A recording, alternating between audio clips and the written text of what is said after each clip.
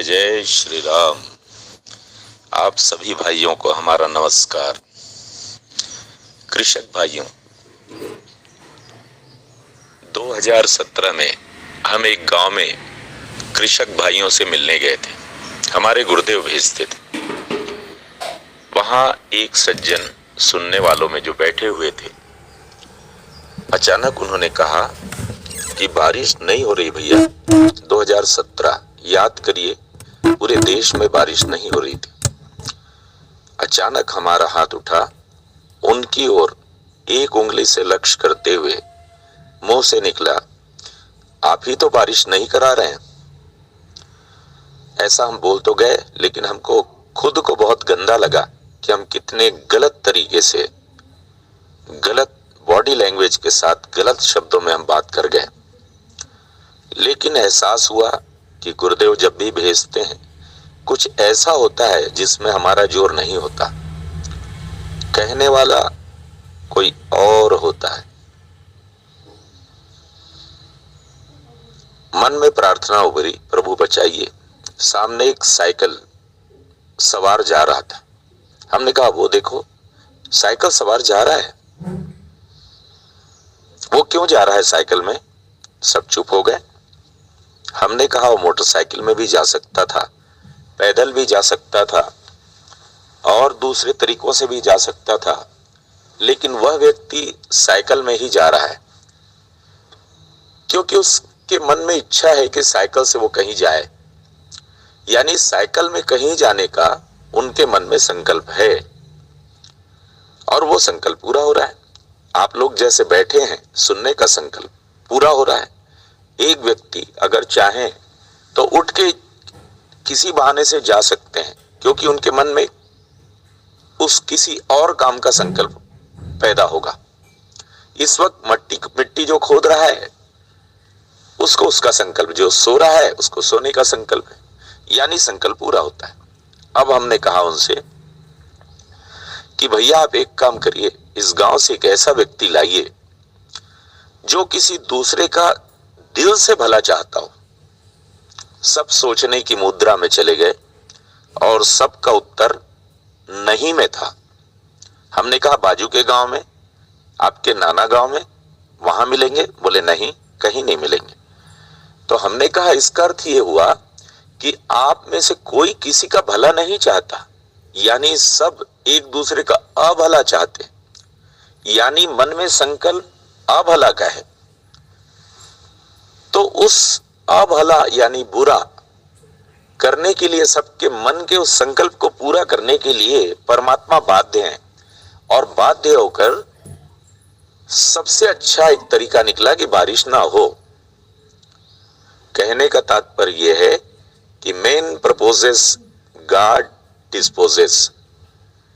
हमारी अर्जी, ईश्वर की मर्जी। तो ईश्वर की मर्जी जो है वो हमारे अर्जी पर ही है। हम जो चाहते हैं वह हमें मिलता है। तो मेरे किसान भाइयों, आपसे, आप सबसे, आपके घर वालों के सबसे विशेष निवेदन है कि रोज, चाहे आपके हाथ में कृषि औजार हो, या कृषि का काम हो, या कुछ कहीं घूम रहे हो, या कहीं भी हो, आपके मन में कम से कम ये प्रार्थना उठते रहनी चाहिए कि हे ईश्वर, सबका कल्याण हो, भला हो या कल्याण हो।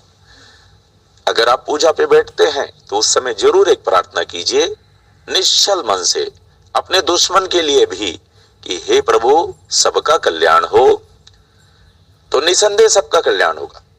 एक सच्ची घटना, एक बहुत बड़ा एक बैठक चल रही थी, उसमें एक संत आए थे। उनका नाम है श्री राजन महाराज। उन्होंने बताया कि भैया आज भी हम लोग सब मिलके यदि प्रार्थना करते हैं गांव में, तो बारिश होती है, और उतनी बारिश होती है जितनी हमें जरूरत होती है। कहने का तात्पर्य यह है कि हम संकल्प की ताकत को भूल गए हैं, हम मन के निश्चलता, पवित्रता को भूल गए हैं। तो हे मेरे किसान भाइयों, सबसे बड़ी किसानों की समस्या रहती है कि ईश्वर उस समय पानी गिरा दिए जिस समय नहीं गिरना था, उस समय नहीं गिरा है जिस समय गिरना था, खेतों में कीड़े मकोड़े हो गए। तो सबसे पहले ईश्वर को साधिए कृषि के लिए। तो पहला कारण प्रकृति है जो ईश्वर द्वारा आपके द्वारा संचालित है। जी हां, आपके द्वारा संचालित है। हम लोगों के मन में लोगों के प्रति जो अकल्याण का जो भाव है वही हमें परेशान कर रहा है। हम यदि यहाँ पे एक गोली छोड़ें और चुपचाप वहीं खड़े रहे तो पूरे पृथ्वी का चक्कर लगा के वो गोली आपके सीने में ही आके लगेगी, सॉरी आपके पीठ से आकर सीने से निकल जाएगी जहां से आपने गोली चलाया है। तो इस जगत में हम जो कुछ भी छोड़ते हैं वह हमें ही परेशान करता है या हमें ही लाभ देता है। तो आप सबसे एक प्रार्थना है कि सबसे बड़ी चीज प्रकृति जो किसानों के अनुकूल नहीं रहती उसके लिए सबके सब प्रार्थना कीजिए। नंबर दो है खेतों में हम जो बहुत तरह के खाद, खासकर अंग्रेजी खाद जो डालते हैं, अंग्रेजी दवाइयां जो डालते हैं, यहां पे हमने बहुत बड़ी गलती की है। दूसरा कारण, वह गलती क्या है? ईश्वर ने जो भी सृष्टि बनाया है अपने आप में संपूर्ण है। जीवम जीवस्य भोजनम, जीव ही जीव का भोजन है। ईश्वर का सिद्धांत हिंसा पर ही है और वो हिंसा ईश्वर स्वयं अपने द्वारा कर रहे हैं। अब यदि आप उस हिंसा को अपने हाथों में ले लेंगे तो परिणाम ये होगा कि उस हिंसा का फल आपको भुगतना पड़ेगा। तो आप करें क्या? बहुत आसान तरीका है। यह व्हाट्सएप ग्रुप इसीलिए बना है कि हम जैविक कृषि करें। हम जैविक कृषि विगत 7-8 सालों से कर रहे हैं। हमने पाया है कि हमारे 4-5 32 एकड़ के प्लॉट के चारों तरफ जिनके खेतों में ब्लास्ट आता है, माहो आता है, हमारे खेतों में नहीं होता।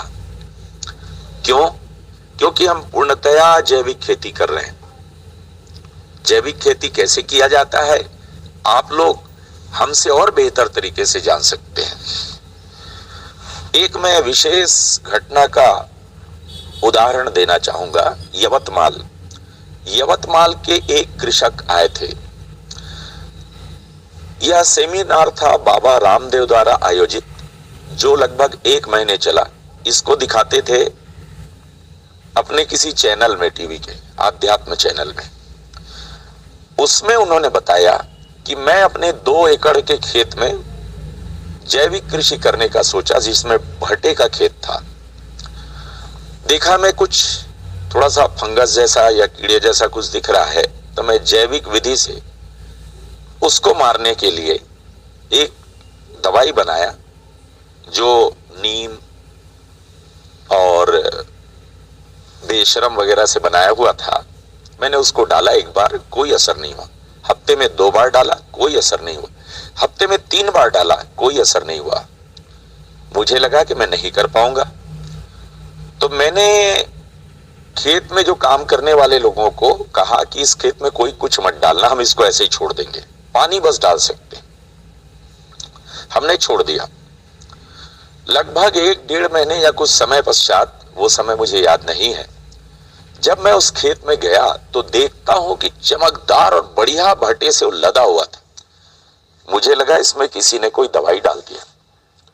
मैंने बुलाया अपने खेत में काम करने वाले जिम्मेदार लोगों को, उनसे पूछा। उन्होंने कहा हमने कोई दवाई नहीं डाला। कुछ तो आप लोग क्या देखे? हमने अब निरीक्षण करने का सोचा, ऑब्जर्वेशन। तो हमको पता चला कि पहले उसके सारे पत्ते गिर गए कीड़ों से और ठूंठ बस रह गया। जब सारे पत्ते गिर गए तो लोगों ने देखा कि वहां बगुले आए हैं बहुत सारे, और वहां पे उन कीड़ों से अपना पेट भर रहे हैं। जीवम जीवस्य भोजनम, जीव ही जीव का भोजन है। दुनिया में जितने भी जीव हैं, हमारे से लेके नीचे तक, सब एक दूसरे को खा रहे हैं। ये ईश्वर का दिया हुआ संविधान है, नियम है, कानून है, धर्म है। तो वो खाने लगे। जब खूब वहां खाए तो हमने फिर और क्या हुआ, तो बोले वहां पे सब भरे रहते उस खेत में, हमने नहीं भगाया उनको। कई दिन तक ये चला। फिर हमने देखा कि इसमें हम पानी डाल देते हैं, क्योंकि उसमें सब पत्ते गिर गए थे और बगुलों ने बहुत बीट किया हुआ था, हमने पानी डाल दिया। जब पानी डाला तो हमने देखा कि उसमें पत्ते आने लगे और उसके बाद ये फल गया। हमने उसको खाया, बहुत ही स्वादिष्ट था। अब यहां देखिए कि वो जो बीट थे वो जहर का काम किए, और चूंकि कीड़ों की जिंदगी का एक चक्र पूरा हो गया था, अब उन कीड़ों में वह व्यवस्था नहीं हुई कि वो फिर से पैदा हो पाए। एक और विशेष बात, जैसे आपके शरीर की मैं गणना करना चाहूंगा, हमारे शरीर की, मानव शरीर में हमारे अंदर पैदल सैनिक हैं, हमारे अंदर तोप और टैंक है, हमारे अंदर हवाई जहाज है और हमारे अंदर मिसाइल है। जी हां, मैं ये सच कह रहा हूं। और इसके साथ साथ चील, कौवे और कुत्ते भी। वह कैसे? जब शरीर पे हमारे कोई रोग का आक्रमण होता है तो डॉक्टर कहते हैं जाइए भैया ब्लड चेक करा के लाइए, उसको बोलते हैं TLC, DLC, ESR, blood check. उस खून के जांच में सबसे पहले वो देखते हैं कि पैदल सैनिकों की संख्या 11 से 13,000 से ज्यादा तो नहीं निकली है, और अगर 13,000 से ज्यादा निकली है तो ये माना जाएगा कि बाहर से आक्रमण हुआ है, जिससे लड़ाई करने के लिए पैदल सैनिक निकले हैं। इसके बाद फिर वो देखता है कि ऐसा तो नहीं कि तोप और टैंक निकले, जिसको ईसोनोफाइल कहते हैं। अगर वो 5% से ज्यादा है तो इसका अर्थ हुआ ये तोप या टैंक निकला हुआ है। इसका अर्थ ये हुआ कि दुश्मन भी तोप और टैंक लेके आया हुआ है। तीसरा, फिर वो ये देखता है कि चील, कौवे, कुत्ते कितने निकले हैं, मोनोसाइट्स की संख्या यदि बढ़ी हुई मिली तो वो समझ जाते हैं कि छत विछत शरीर हमारे सैनिकों का और बाहर के सैनिकों का पड़ा है, और अगर वो सैनिकों का शरीर पड़ा रहेगा तो हमारे भीतर जहर फैल जाएगा, और जब जहर फैलेगा तो उस जहर से हम मर जाएंगे। तो प्रभु ने वो व्यवस्था की है मोनोसाइट्स के रूप में, चील, कौवे, कुत्ते की तरह वो इस छत विछत शरीर को खा जाते हैं, पचा जाते हैं। बताइए कितना ऊंची व्यवस्था प्रभु ने बना के रखा है। उसके आगे वो देखता है बेसोफाइल, अगर वो 0% से ज्यादा है तो इसका अर्थ हुआ कि मिसाइल निकला हुआ है। इसका अर्थ है वो इन्फेक्शन का प्रकार और बड़ा है। बताइए, प्रभु ने हमारे भीतर लड़ने की पूरी व्यवस्था दी है, हमने इनको कमजोर कर लिया है। कैसे? बाहर के अंग्रेजी दवाइयों का सेवन करके अपने शरीर में। और यदि हम ये ना करें, प्राकृतिक तरीके से रहें, मन को साफ रखें, पवित्र रखें और लोगों के लिए प्रार्थना करें, ऑर्गेनिक यानी जैविक उत्पाद हम खाएं, तो इतनी बड़ी हमें लाभ मिलेगी कि हम जिसकी कल्पना नहीं कर सकते। यही व्यवस्था प्रभु ने पौधों में भी दिया हुआ है। ये पौधे उनसे लड़के अब उन कीड़ों के विरुद्ध में उनमें ताकत पैदा हो गई, क्योंकि जैविक विधि से उनको खाद मिल गया, जैविक विधि से उनको पानी मिल गया और वो फल भरे हुए थे। अब उस फल को उन्होंने अपने छोटी सी पोटली बनाया, अपने दोस्तों को दिया, बोले पूर्णतः ऑर्गेनिक, इसको खा के देखिए। बोले बहुत ही स्वादिष्ट है। परिणाम ये था। तो हमने खुद कहा अभी भट्टे की कीमत 10 रुपए चल रही, इसका आप क्या रेट दोगे? तो उन्होंने 15 रुपए लगाया उसका। और इस तरीके से जब साल के अंत में उन्होंने देखा तो उस वर्ष उन्होंने बहुत ही ज्यादा लाभ लिया, जो पिछले बार से ज्यादा था, क्योंकि उसमें खर्च उनके कम हो गए।